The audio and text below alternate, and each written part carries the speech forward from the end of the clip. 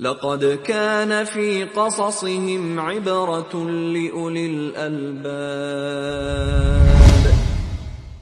Yang kami hormati para alim, para ulama, khususnya Yai Sobari dan Yai Rokimon yang sudah memandu jalannya acara pada malam hari ini.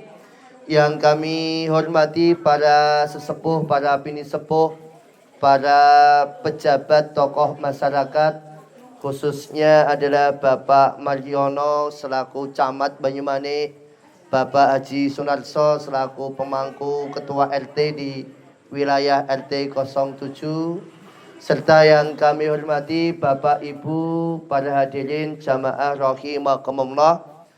Kita tentu saja bersyukur kepada Allah Ta'ala telah diizinkan untuk memenuhi undangan dari keluarga Ibu Hajah Wiji, di mana kita diminta doa, diminta munajatnya untuk almarhum Bapak Haji Marjono Sarjana Sosial bin Mbah Sujani. Ibu dan Bapak jamaah rahimakumullah, pada kesempatan kali ini kami tidak panjang lebar. Kami hanya ingin menyampaikan dua hal saja.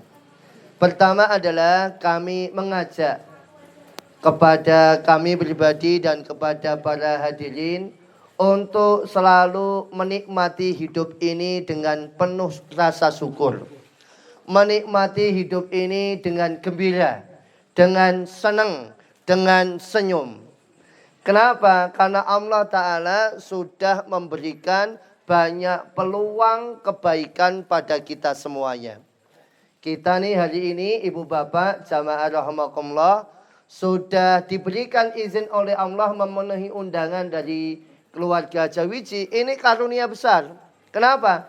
Dalam majelis ini kita sudah membaca kalimat-kalimat thayyibah. Kita tadi tahlil, ya. Kita membaca kalimat-kalimat yang baik. Bahkan kita tadi juga sudah membaca surat Yasin. Itu kenikmatan yang luar biasa. Kenapa? Kanjeng Nabi Muhammad sallallahu alaihi wasallam menyatakan, man qara'a Yasin fi lailatin ibtigha'a wajhillah ghufira lahu. Barang siapa membaca surat Yasin di malam hari karena mengharap ridha Allah, maka akan diampuni dosa-dosanya. Alhamdulillah. Jadi kita nih Ibu Bapak, kita nih niatnya sebenarnya dalam tanda kutip. Niatnya kan kita niatnya untuk mendoakan ampun untuk Bapak Haji Marjono almarhum. Tapi rupanya kehadiran kita di sini tidak hanya memintakan ampun untuk beliau almarhum, tetapi hakikatnya adalah memintakan ampun untuk diri kita sendiri lewat bacaan surat Yasin yang sudah kita baca. Maka bersyukur sekali Ibu Bapak, kita ditakdir di sini bisa baca surat Yasin. Itu nikmat luar biasa. Sudah diampuni oleh Allah. Meskipun tadi waktu baca Yasin mek ngantuk-ngantuk, ora masalah ya. Tadi waktu baca Yasin karena nggak bawa Yasinnya, nggak bawa Al-Qur'an, akhirnya mangap-mangap kaya iwak, ora masalah ya. Kenapa? Yang penting kita ditakdir hadir di sini, itu sudah nikmat luar biasa. Tidak harus baca hafal, tidak harus baca sampai selesai, tidak harus paham maknanya. Kita kumpul di sini saja, ini sudah nikmat yang luar biasa. Ini namanya adalah mazhab tasawuf roja, yaitu apa? Bahagia senang. Dan ini mazhab tasawuf yang bahagia senang ini biasanya diambil atau dilaksanakan oleh Abu Hasan As-Sazili. Tadi Yai Sobari dalam khadoronya menyebut Abu Hasan As-Sazili. Ini tokoh ini luar biasa Bapak Ibu. Dan memang sengaja saya menyebut tokoh Abu Hasan As-Sazili karena saya mengetahui betul almarhum Bapak Haji Marjono itu sering mengaku bahwa beliau pengikut As-Saziliyah. Beliau pengikut Abu Hasan As-Sazili. Yang dimana beliau sering ngomong, loh aku ki muridé As-Sazili. Aku ki pengikut As-Sazili. Saya sudah mendengar itu berkali-kali waktu beliau masih sugeng 3-4 kali. Sehingga itu meyakinkan betul bahwa Haji Marjono almarhum adalah pengikut dari thariqah tasawuf Abu Hasan As-Sazili.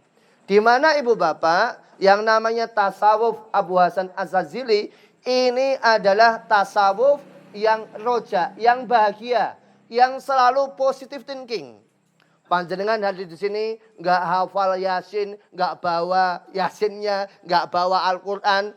Tadi waktu baca juga malah merem atau malah mikir kapan mangane, kapan rambunge. Oh, nggak masalah. Kenapa? Sudah ditakdir di sini. Itu sudah alhamdulillah daripada kumpul-kumpul yang dalan ora cetha. Dalam mazhab As-Sazili itu Bapak Ibu, kalau ada orang kok bertanya nih misalnya habis sholat, kok tekok kira-kira sholat saya itu diterima oleh Allah apa tidak ya? Kalau dalam mazhab lain Pak, Sayyid Abdullah Al-Haddad, ini pertanyaan bagus. Oh berarti orang ini khauf, takut amalnya ini jangan-jangan tidak diterima, dia bertanya demikian. Maka dia introspeksi.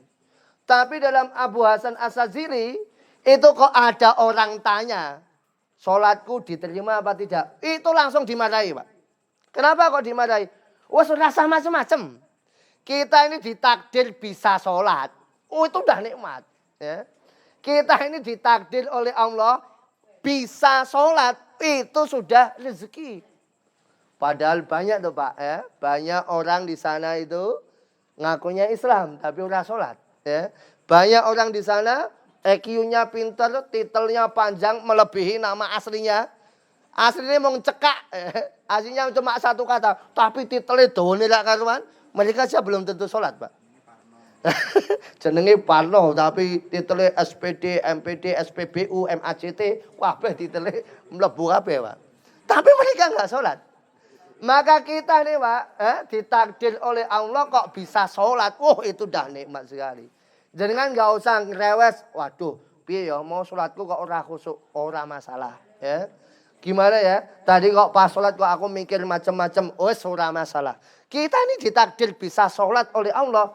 Itu karunia, nikmat yang sangat luar biasa untuk kita.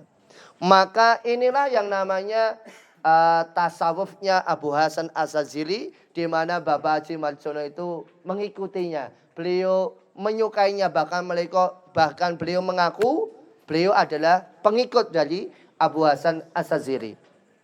Menghidupkan kehidupan kita itu dengan positive thinking, dengan penuh bahagia. Jadi kalau kita nih Bapak Ibu ditakdir begini, nikmati saja. Lebih baik Pak, nuhun sewu mohon maaf ya. Kita ini mending hidup kere mende ora didit. Itu lebih baik daripada kita itu kaya, sugih tapi enggak nyembah Allah. Sudah terbukti Pak Ibu. Panjenengan tentu hari ini anget yang namanya Panji Gumilang. Wah, duitnya kayak apa? 235 rekening. Kuwi ana isine kabeh, Pak. Awake dhewe rekening loro kosong kabeh. Lah didit blas. Dia uangnya banyak, backingnya kuat. Tapi nyatanya ya malah jadi pikirannya aneh-aneh. Ora usah kurbane wedhus ora usah dibeleh, dingu wae. Engko tambah daginge, tambah wedhuse, tambah ternaknya nanti lebih bermanfaat. Kita betul, Pak, tapi sesat. Wes haji ora usah ado-ado ning Mekah Madinah. Cukup keliling komplek pondok itu termasuk tawaf. Ini pemikiran-pemikiran yang justru lahir dari orang yang kelihatannya sangali, hebat. Padahal kita nih Pak, kita ini ditakdir oleh Allah begini ya. Kita cukupan, kita randidit, kita ya wis mesake ya. Tapi kok ditakdir oleh Allah kebaikan, itu nikmat sekali. Alhamdulillah. Maka Ibu Bapak, jamaah rahimakumullah, kehidupan kita ini mari kita nikmati betul-betul ya. Kita bisa kumpul bersama begini ya, bisa ngaji bersama. Ini adalah sebuah kebahagiaan, kita biasa Pak. Kelihatannya biasa. Tapi besok di akhirat, ini adalah kebanggaan kita. Kita bisa pamer di hadapan Kanjeng Nabi. Kita bisa pamer di hadapan para malaikat. Malaikat, aku ki pas urip lho, aku rajin tahlilan, aku rajin yasinan. Pendak ono pengajian, aku mangkat. Pendak ono kumpulan, ono di situ menyebut nama Allah, aku mangkat. Pendak ono berjanjian, aku mangkat. Pendak ono solawatan, aku mangkat. Itu adalah kebanggaan. Dan kebanggaan itu adalah ketika kita bisa menikmati. Alhamdulillah iso sujud. Ya. Alhamdulillah ditakdir oleh Allah bisa sholat. Alhamdulillah bisa ditakdir oleh Allah berkumpul dengan orang-orang soleh. Karena kumpul dengan orang-orang soleh nih Pak. Wah kelihatannya nih kita nggak kerasa. Tapi kita bisa kumpul Pak Yai Sobali. Ya. Kita bisa kumpul dengan Ustadz Sukron. Kita bisa kumpul dengan Pak Basimin. Kita kumpul dengan orang-orang soleh yang hadir pada hari ini. Itu nikmat Pak. Kenapa? Ada suatu saat bahwa Kanjeng Nabi itu cerita kiamat di hadapan para sahabat. Yang namanya sahabatnya Kanjeng Nabi Pak Bu. Kalau kok Kanjeng Nabi itu cerita kiamat, wah, wedi Pak. Seakan-akan itu gunung jugruk di depan mata. Gunung meledos di depan mata. Medeni menakutkan. Sehingga apa?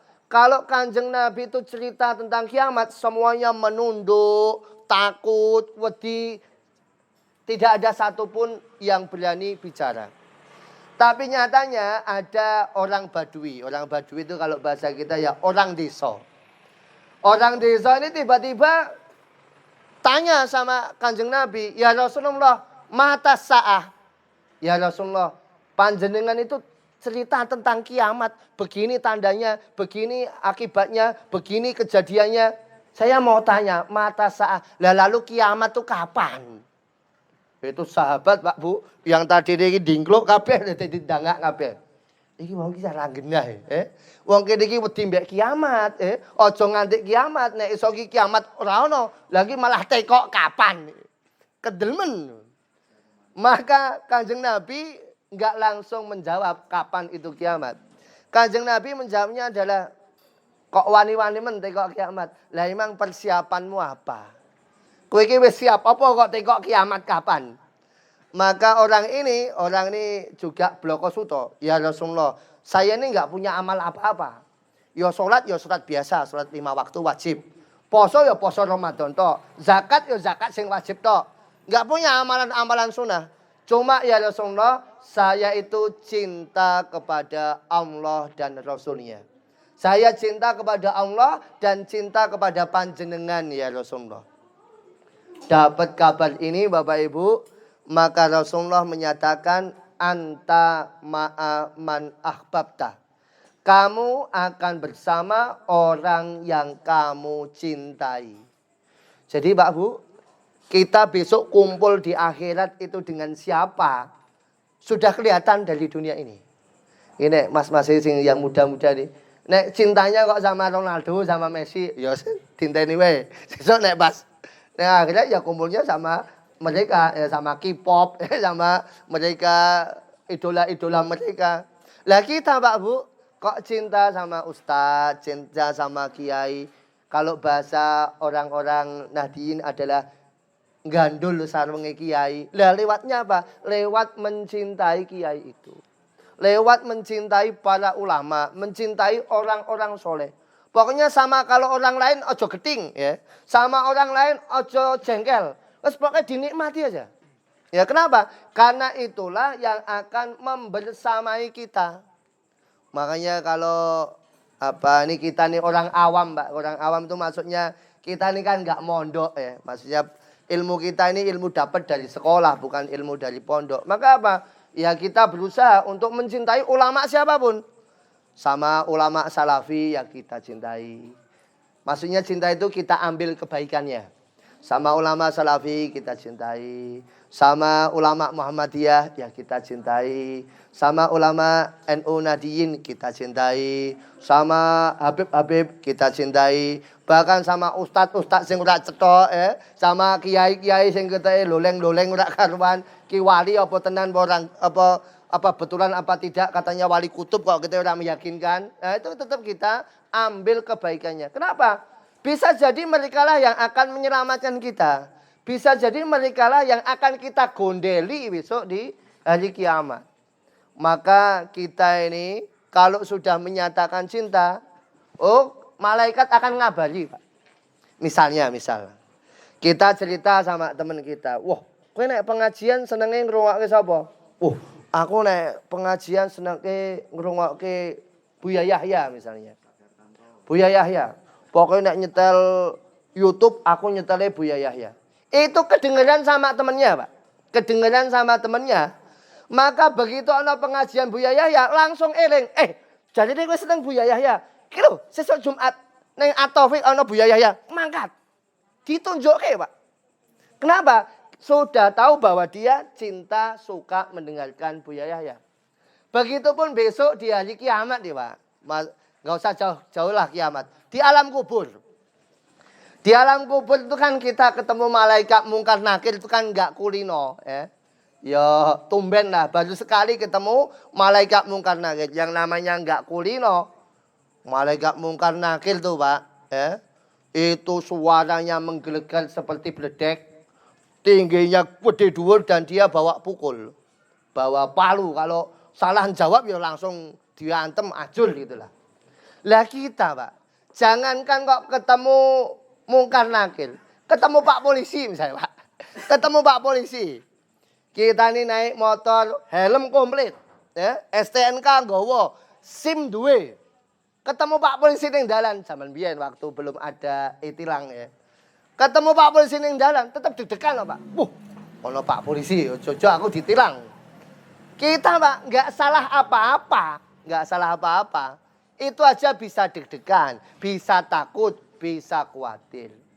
Apalagi besok di alam kubur kita ketemu tuh jelas kita punya salah, punya dosa. Maka begitu ditanya sama mungkar nakir, man rabbuka, man nabiyuka, ma dinuka, ma kitabuka, siapa Tuhanmu, siapa nabimu, apa agamamu, apa kitabmu. Bingung, Pak, ngewel. Kenapa? Enggak kulino. Orang enggak kulino, ngewel, Pak. Orang enggak kulino jadi MC, kon jadi MC, ngewel. Orang enggak kulino nyekel mic, kon nyekel mic, ngompol, ngewel, Pak. Kenapa? Enggak kulino. Lah di saat kita ngewel, di saat kita bingung, di saat kita khawatir, tiba-tiba datang malaikat. Namanya malaikat mungkin nakir sama malaikat yang lain kan CS-an, Pak. Konco dewi. Kata malaikat, loh, iki koncoku iki. Ini orang yang kamu tanya ini temenku. Loh kok sok koncomu? Iya wong dek iki nek Yasin tahlil iki teko, aku yo teko. Malaikat kan datang kepada pengajian. Wong dek nek teko pas sholawatan, dek teko, aku yo teko. Aku weruh dek teko. Pas dek dongo-dongo amin-amin, dek amin-amin, aku yo teko, dek yo delok teko. Kata malaikat, lho iki koncoku iki pedak dina ketemu nek pengajian pas ning donya. Maka kata malaikat yang satunya, wala takhafu wala tahzanu. Ojo wedi, rasa kuatir. Kenapa? Ana koncone, Pak. Nah, itu baru perumpamaan permisalan. Apalagi nanti di akhirat. Loh, kowe jarine cinta mek Kanjeng Nabi. Kowe tresno mek Kanjeng Nabi. Kan lho, Kanjeng Nabi nang kono kan lho. Golek ana kae lho. Ditunjukkan. Kenapa? Dari dunia kita sudah cinta sama Kanjeng Nabi. Dari dunia kita sudah cinta sama orang-orang soleh. Kita akan ditunjukkan. Loh, kowe iki jane cinta sama orang soleh kok kumpulanmu ngene-ngene. Kae lho, wong soleh sebelah kono. Melu cepet-cepet. Ditunjukkan.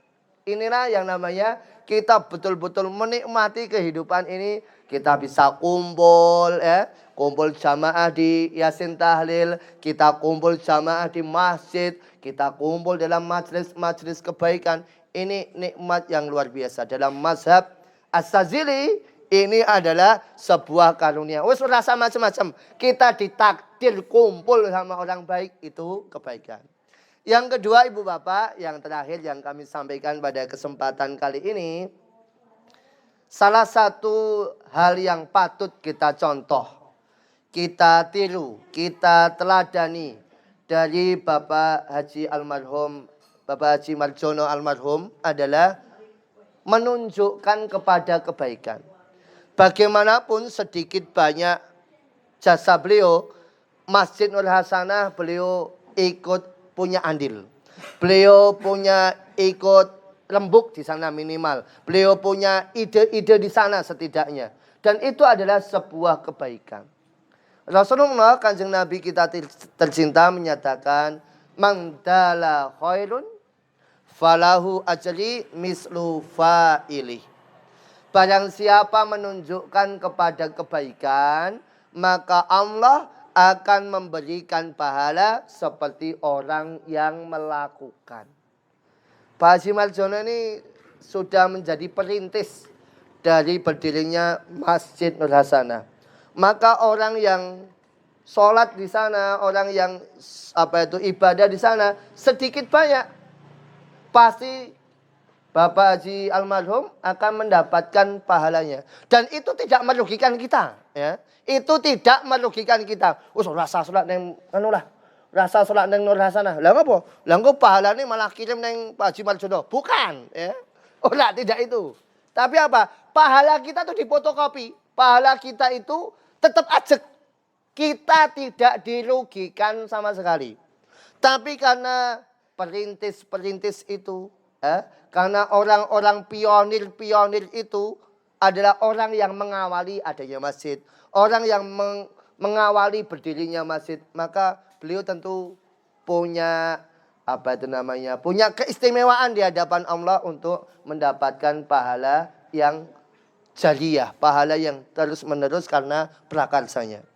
Makanya kemarin takmir Masjid Nur Hasanah ada usul. Nih kita waktu malam Jumat dikirim Al-Fatihah untuk para perintis, untuk para pionir berdirinya Masjid Nur Hasanah. Dilaksanakan betul. Dicatat setidaknya ada 7 atau 9 nama. Sudah dimulai beberapa waktu lalu. Setiap malam Jumat kalau Yasin Tahlil disebut nama-nama perintis pembangun Masjid Nur Hasanah. Di antaranya adalah almarhum Bapak Haji Marjono Sarjana Sosial. Maka kami mengajak pada diri kami dan jamaah sekalian, mari menjadi sponsor kebaikan. Mari menjadi penunjuk kebaikan. Kita ini kalau mengandalkan diri kita, pahalanya kecil. Kalau mengandalkan diri kita, kekuatan kita terbatas. Kalau cuma mengandalkan kesehatan kita, kadang penyakit datang, kadang sakit jatuh, kadang musibah ada, kadang bencana terjadi. Tapi kalau kita mengajak, kita menunjukkan, kita menjadi sponsor kebaikan, insya Allah kita akan mendapatkan pahala jariyah. Inilah 2 hal yang patut ditiru seingat kami dari Bapak almarhum Haji Marjono. Beliau adalah pengikut As-Saziliyah, di mana tasawufnya adalah tasawuf gembira, bersyukur. Semua nikmat, nggak usah macam-macam, nggak usah muluk-muluk. Ditakdir jadi orang baik, ditakdir kumpul orang baik, itu sudah nikmat. Yang kedua, mari menjadi penunjuk kebaikan. Dan ini semuanya semoga menjadi pahala jariyah, khususnya untuk almarhum Bapak Haji Marjono bin Mbah Sujani. Allah Subhanahu wa Ta'ala mengampuni dosa-dosa beliau, menempatkan beliau dalam kondisi terbaik, dan Allah Ta'ala bisa mengumpulkan kita semuanya besok di surganya. Amin. Allahumma amin. Demikian, kurang lebihnya mohon maaf. Usikum wa nafsi wa iyaya bittaqwallah. Wassalamualaikum warahmatullahi wabarakatuh. لقد كان في قصصهم عبرة لأولي الألباب